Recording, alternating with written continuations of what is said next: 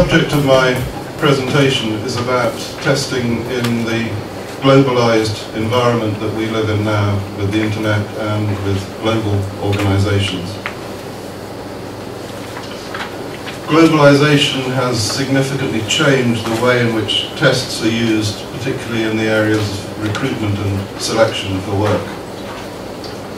The internet's changed the relationship between test users, test takers and test producers, and I'll go to explain how that has happened. It's opened up the way to using computer-based tests. Computer-based tests we've had for many, many years, but the impact on the market has been very small until the internet happened. It's resulted in the introduction of new testing technologies, new item types, new tests, and it's brought the benefits of objective measurement and objective assessment to very high volume recruitment procedures where before it was not possible. But all of these benefits have created new challenges and new issues and problems that we've also had to tackle. I'll outline some of these changes and talk about how we've tackled the issues that have arisen as a result of the new technologies. Of the printing press of movable type, that's when it became possible to have paper and pencil testing. You could produce multiple copies of papers, you could change them, you could edit them, and the whole growth of access to the written word really became about through printing. In the early days of manuscripts, it was not possible to create large numbers of books. There were very small numbers. With printing, multiple volumes could be produced. And really, until the internet came along, that was the basic technology that was used in testing. So, some 500–600 years, very little change.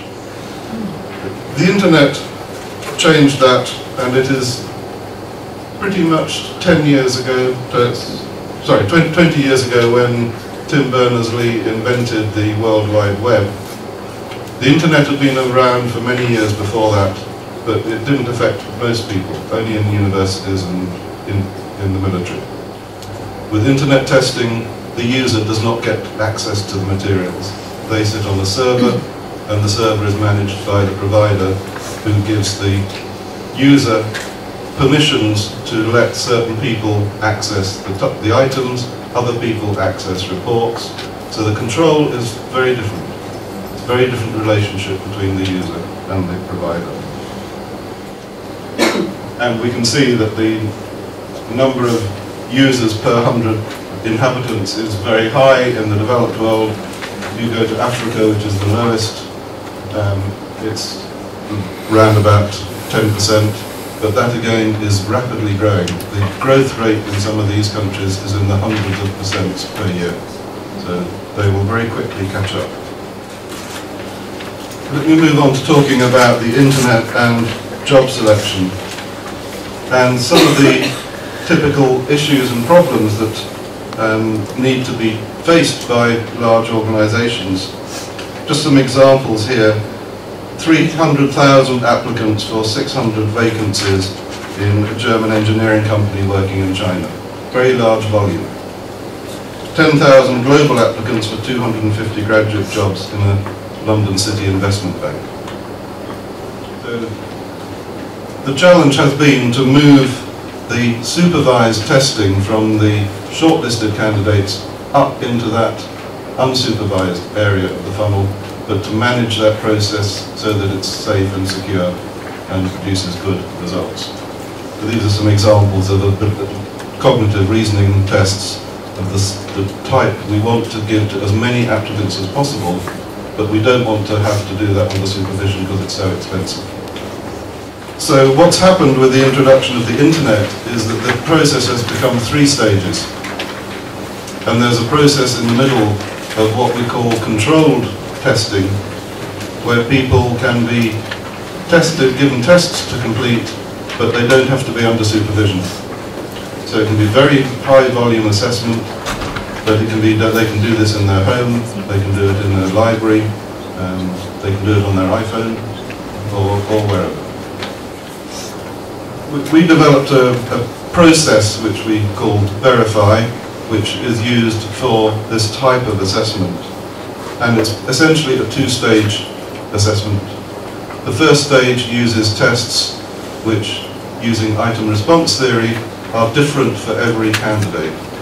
So there is no single test that the candidate can learn or find the results of before, and so it's very difficult to cheat in advance. They could get their friend, who they have a very intelligent friend, get their friend to take the test for them, but then when they come to be shortlisted, they're tested further on that same content to see whether it's the same person.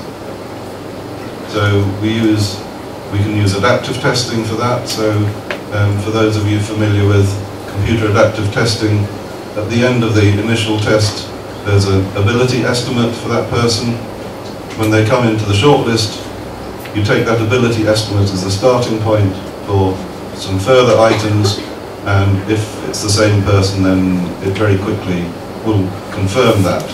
If it's not the same person, they get more and more items until it's clear they were different. We did a survey of 460 organisations, and 83% of those said they would prefer to use simulations in their application and recruitment procedures.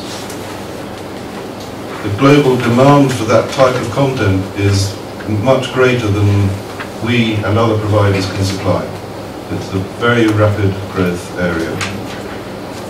I don't think it will replace traditional tests, but it's an addition to traditional tests because applicants like it and the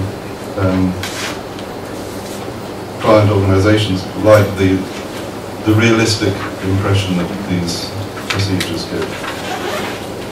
So we're seeing very rapid developments in the technologies that enable us to author and create multimedia assessments online.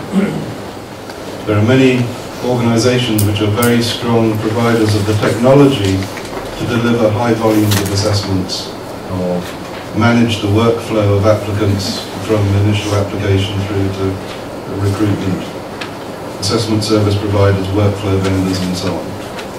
And then there's a separate piece of the people who create the tests, the psychometricians, the test designers who create the content. SHL does a bit of both, but we don't, for example, try and develop complete workflow for recruitment. We work with other providers who do that, and we embed our content in their systems. And within the industry, those two have become relatively separate in terms of areas of specialism and expertise. Phonology was a popular method of assessing personality in the late 1890s, but it was the idea that by the shape of your head you could tell what your personality characteristics were, because if you had a well-developed extroversion, that would make a bump on your head in the extroversion area.